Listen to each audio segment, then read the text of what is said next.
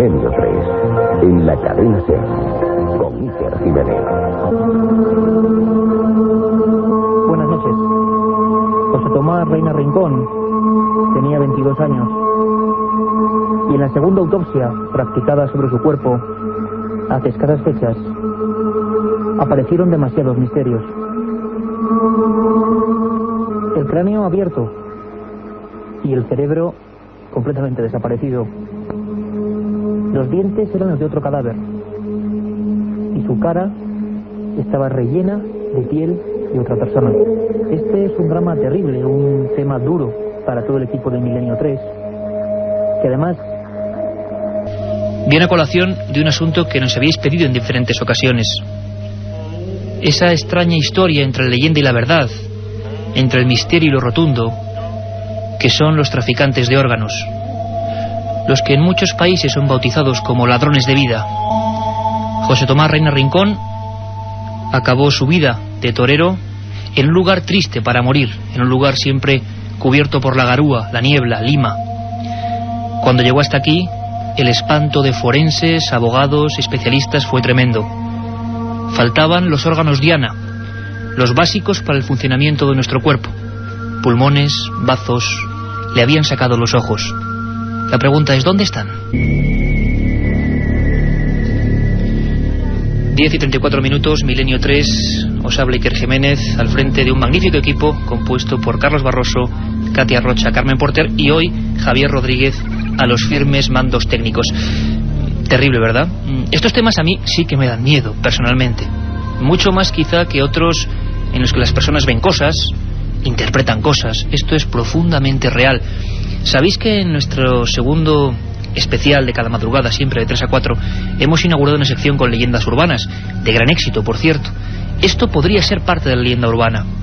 Mucha gente ha escuchado la historia, estoy seguro que ustedes también, de esa persona que, vamos a decir, conoce a una chica, suele ser una chica el personaje de la leyenda, siempre ocurre a un amigo de un amigo, se acuesta y se despierta, y al despertar se ve una cicatriz y que le falta un riñón.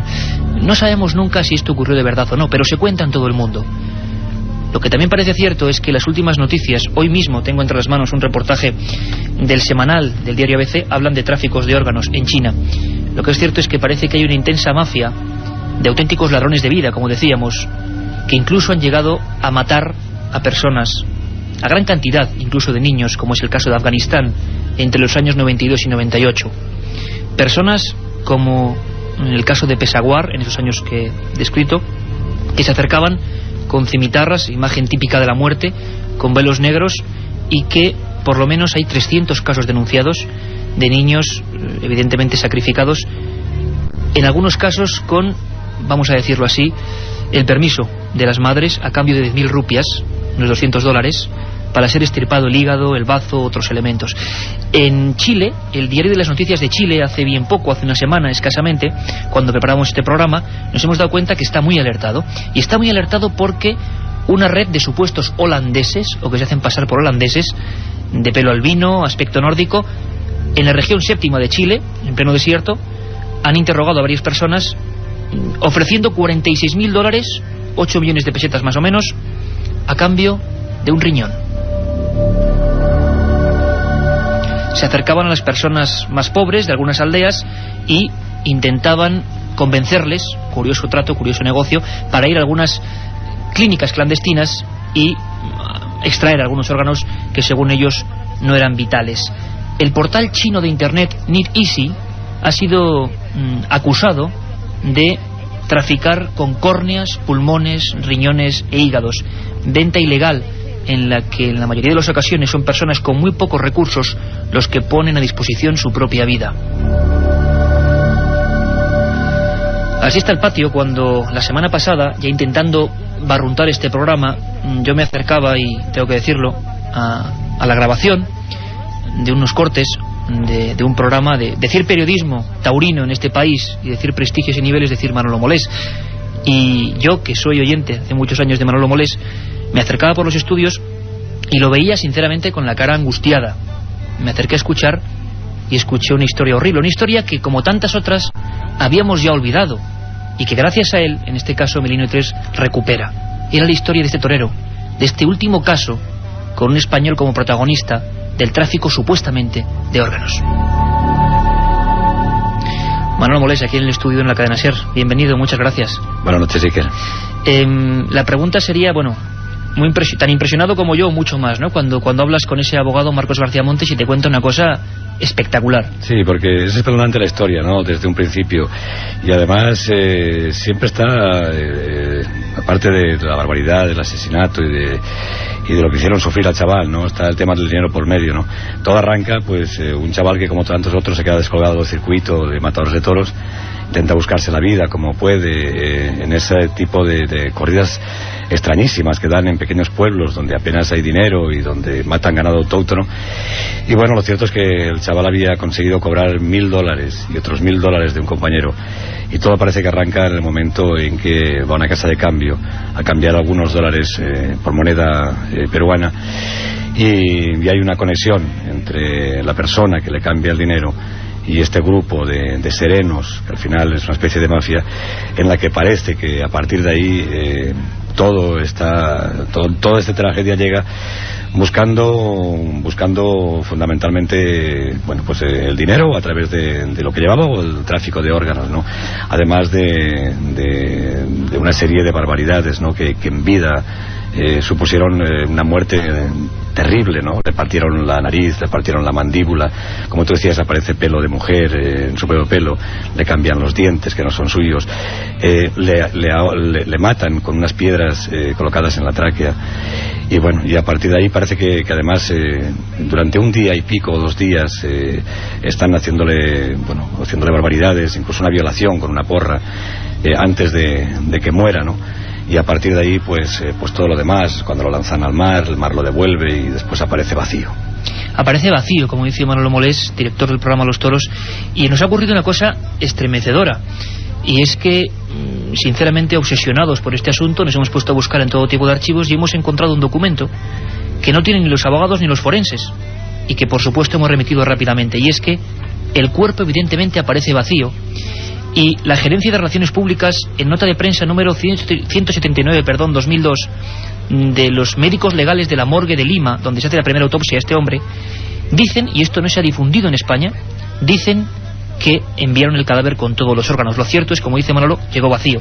Y hemos hablado con el forense que practica la autopsia de ese cuerpo, ni más ni menos que don José Antonio García Andrade, psiquiatra forense, conocido como uno de los más prestigiosos de Europa y profesor de esa disciplina en la Universidad Complutense.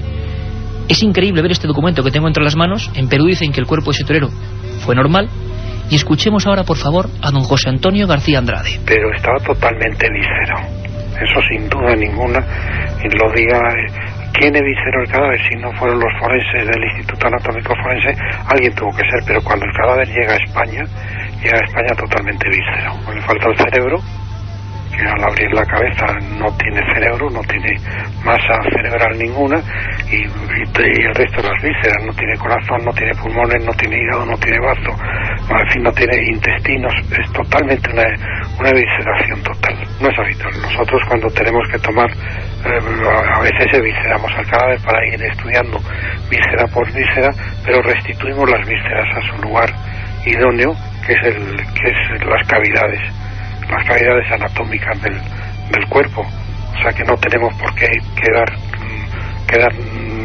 fuera del cuerpo. Lo que está claro es que aquí llega sin ninguna víscera, y al decir ninguna pongo especial énfasis, es decir, no tenía ninguna víscera. Ahí está el misterio. Marcos García Montes, con el que luego vamos a charlar un rato, me decía que estaba helado, que no sabía de la existencia. Ayer yo mismo, hace 3 días hablaba con otro de los forenses, el doctor Rollo Villanova. Le pasaba este expediente, se quedaba alucinado, porque cómo es posible que los médicos del Perú digan abiertamente en un documento que no ha salido en España, repito, y que hemos encontrado, que que extrajeron algún trocito de algo y que el cuerpo fue perfectamente. Hay alguien intermedio, hay otros médicos misteriosos. Manolo Molés me apuntaba una cosa muy interesante. Sí, porque ahí hay que alabar el valor tremendo que ha tenido el padre de Rina Rincón, ¿no? Que se empeñó cuando le dijeron que... Porque toda la idea de los forenses peruanos y de la policía eran que había que incinerar el cadáver. Y el padre le pareció muy sospechoso y muy extraño, ¿no? Y se negó desde el principio que se incinerara el cadáver. Y fue las gestiones que hizo a los pocos días de desaparecer el chaval, y bueno, y el padre estaba en el Perú y conseguimos hablar con él. Él nos dio la noticia, ¿no? Y le animamos a que se fuera al Perú. Él ve que todo el mundo quiere incinerar el cadáver y él se niega a que lo incineren, y por tanto lo que está claro es que hay un intento por parte de tanto de policía como de forenses en que el cadáver no viniera a España, porque posiblemente el cadáver estaba vacío ya. Y aparte sellado ahí con zinc para que no se abriese, y es el espanto. Se descubre un cuerpo completamente desprovisto, despojado de los órganos vitales, lo que llaman órganos diana. Quizá el último ejemplo terrible de algo que estamos viendo que no es ninguna leyenda. La otra realidad. Milenio 3. En la cadena SER. La otra realidad. Fenómenos extraños. Misterios sin resolver. Milenio 3. En la SER.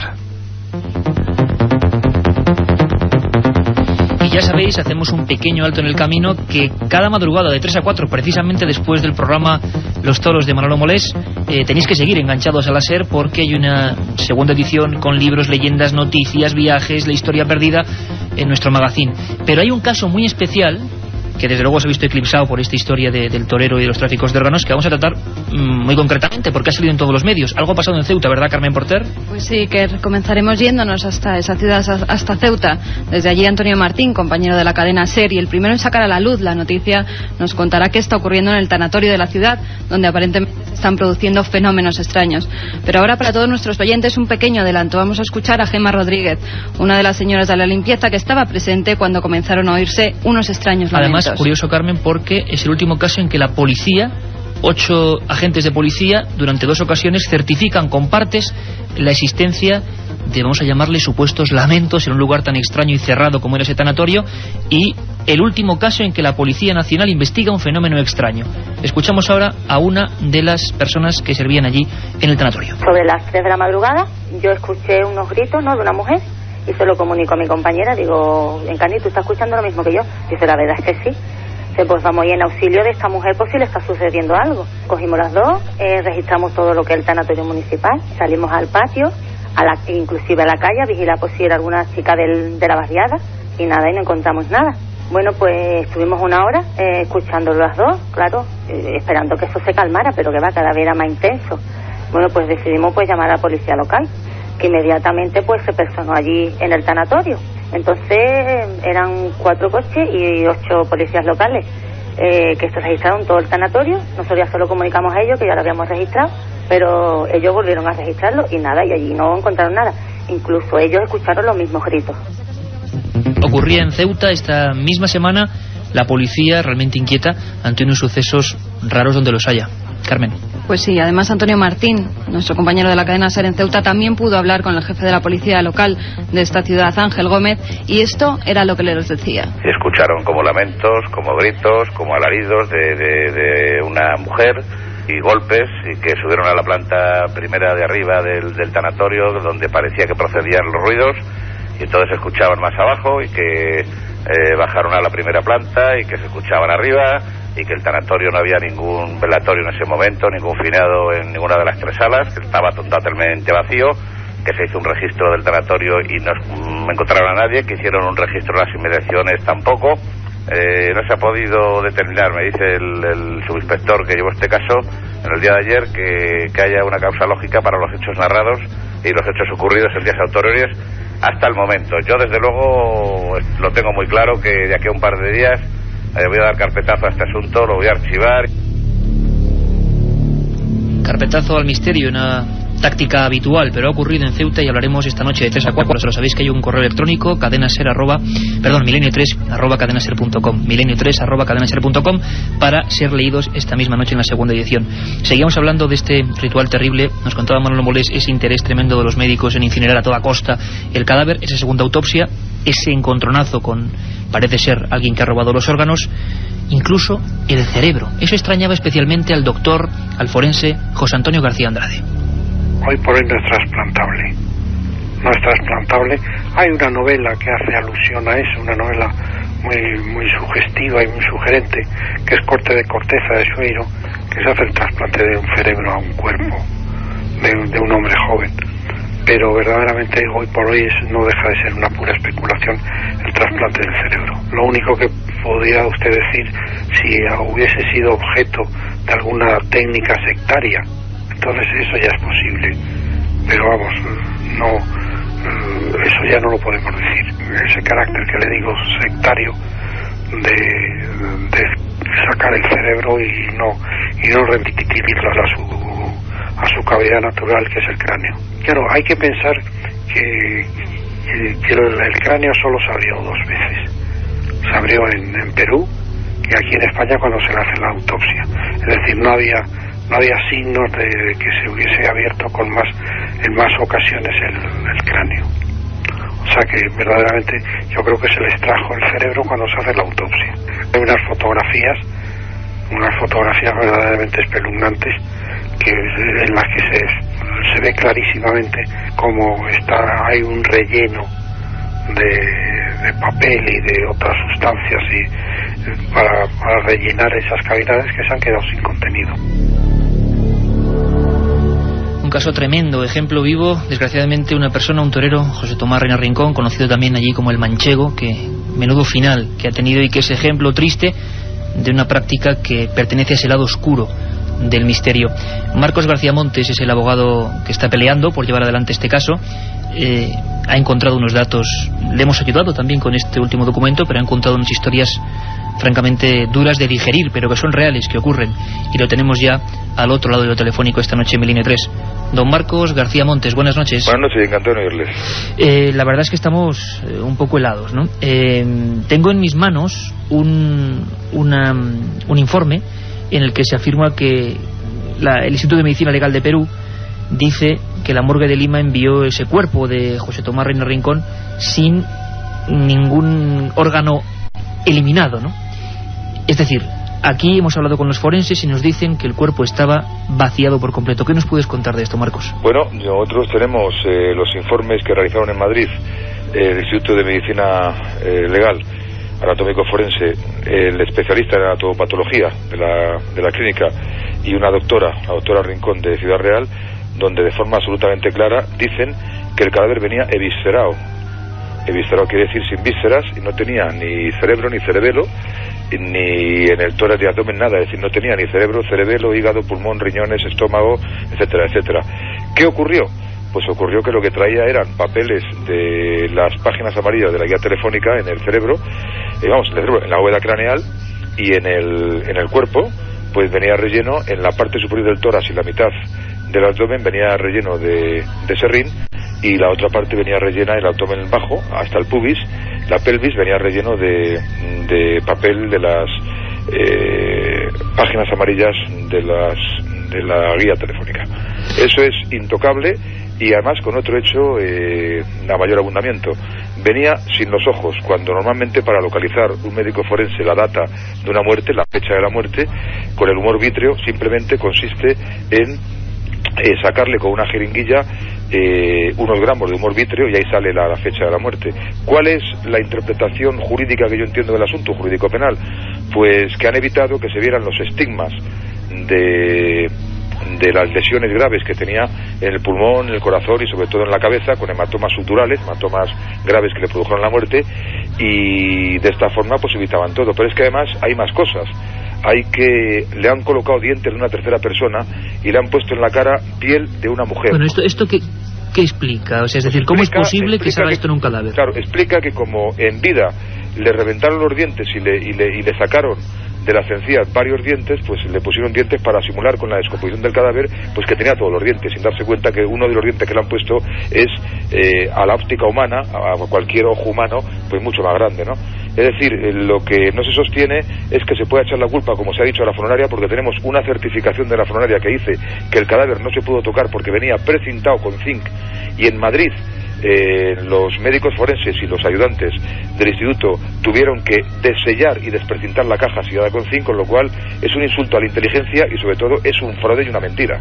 Marcos García Montes, el doctor Andrade nos decía incluso que ante lo extrañísimo, lo misterioso de las características de los órganos que faltaban, incluso el cadáver, se podía especular incluso con algún tipo de ritual. Por ejemplo, hablaba de eso de la piedra introducida evidentemente a la fuerza dentro de la cavidad bucal, y que él nos contaba que, dándole un poco vueltas, quizá incluso la extracción del cerebro, de algunos órganos muy concretos, podría entrar dentro incluso de la dinámica de algunos grupos sectarios, bueno, completamente alucinados, o rituales, vaya a saber de qué manera. Nosotros eso, y yo quiero mucho a Antonio Andrade, entre otras cosas porque le hemos contratado para que haga los informes, eso hay que decirlo con muchas cautelas, porque lo que está claro, y hay que partir de todo ello, es de un cadáver con unas lesiones gravísimas, de tortura gravísimas, que yo creo que no ha estado solamente 1 o 2 horas, sino que estuvo más de un día arrojado al mar, y que este cadáver pues tiene en la garganta estas piedras, yo creo que para intentar asfixiarle, o le asfixiaron, porque normalmente los rituales de meter en la garganta a un muerto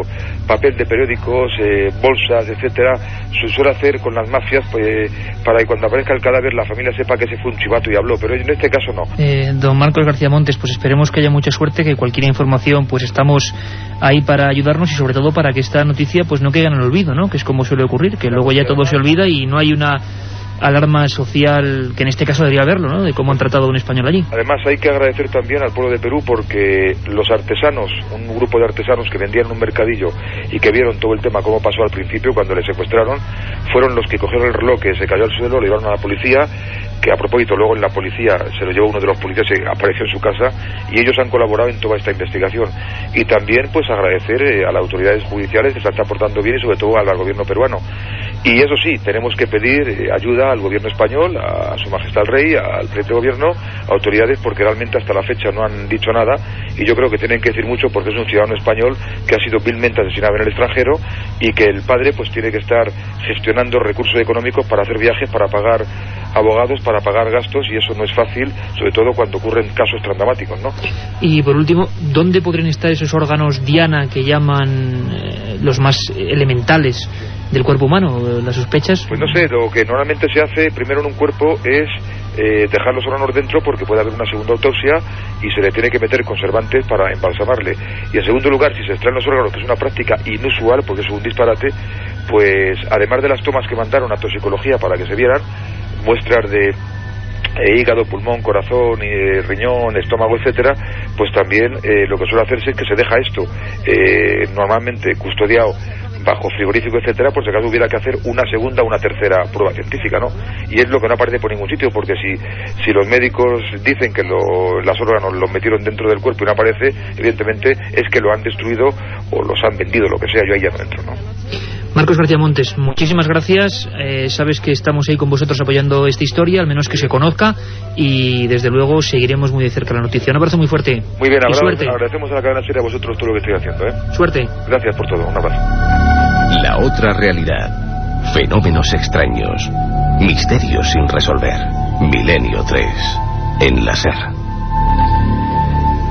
Tremendo el testimonio de Marcos García Montes, el abogado de esta familia. Tremenda también, imaginamos, la sensación del padre de José Tomás Reina Rincón, esta víctima de lo que parece un asunto demasiado extraño. El doctor Andrade, José Antonio García Andrade, nos hablaba de un paso más allá. Especulando, él veía quizás la posibilidad de algún tipo de ritual extraño que precisamente en esa zona de Perú no es infrecuente.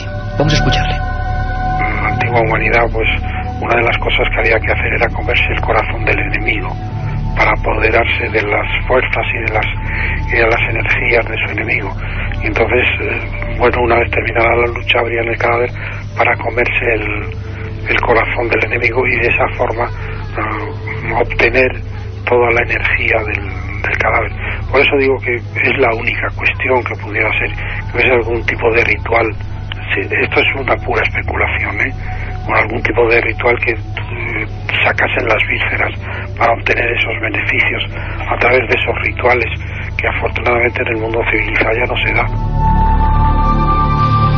Afortunadamente, yo conozco Lima, es un lugar que tiene muchos claroscuros, esa garúa de la que hablábamos, y sí es cierto que ha habido algunas sectas denunciadas precisamente en Lima por actuar con cadáveres, con cuerpos y hacer, por ejemplo, ofrendas de cerebros o corazones a los supuestos dioses. Algo tremendo, algo que nos sobrecoge y que hila directamente con estas últimas denuncias que hablábamos, que se publican en el semanal esta misma semana, este mismo domingo, de los más de 22.000 ejecutados en China y misteriosos médicos que recorren los lugares para inyectar algunas sustancias y llevarse los órganos. Manolo Mola, es una historia terrible. Sí.